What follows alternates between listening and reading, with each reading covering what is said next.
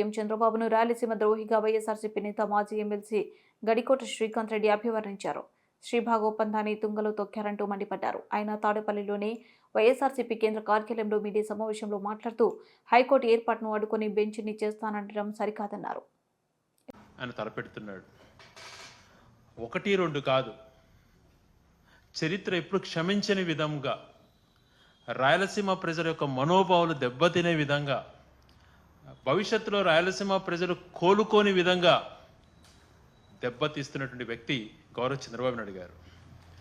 ఈరోజు రాయలసీమకు సంబంధించినటువంటి మంత్రితోనే తను ఒక తీర్మానం చేసి కర్నూలులో పెట్టవలసినటువంటి హైకోర్టు వద్దు, అక్కడ బెంచ్ చాలు అని చెప్పి తీర్మానం చేయించి రాయలసీమ నేను ఉద్ధరించేశాను అని మాట్లాడుతున్న మాటలు విన్నప్పుడు ఒక రాయలసీమ వాసిగా చాలా బాధ కలుగుతుంది.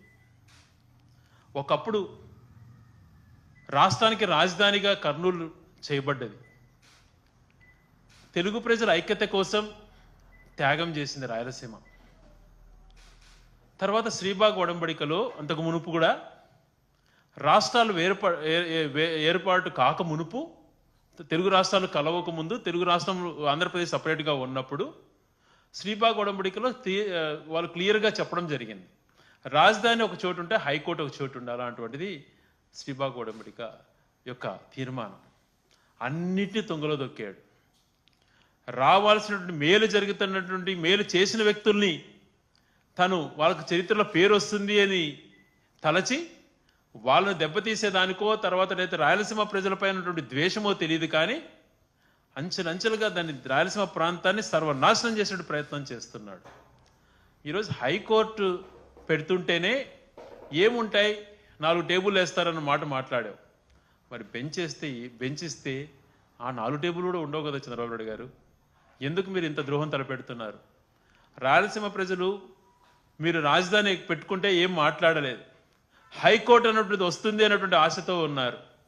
మరి ఈరోజు హైకోర్టు ఏదైతే జగన్మోహన్ రెడ్డి గారి ప్రభుత్వంలో హైకోర్టు కర్నూలులో పెట్టాలని తీర్మానం చేసి అన్ని రకాలుగా దాన్ని కేవలం ఒక సుప్రీంకోర్టు డెసిషన్ కోసం వెయిట్ చేస్తున్న సమయంలో హైకోర్టు అక్కడ వస్తుంది కదా అని చెప్పి అలైడ్ కోర్ట్స్ అన్నీ కూడా అక్కడ పెట్టి ఆ ప్రాంతానికి న్యాయ రాజధానిగా చేయాలని చెప్పి తలస్తే ఈరోజు నువ్వు హైకోర్టును అక్కడి నుంచి మూవ్ చేయాలన్నటువంటి ఆలోచన రావటం ఎంతవరకు సమంజసం అని చెప్పి నేను ప్రశ్నిస్తున్నాను.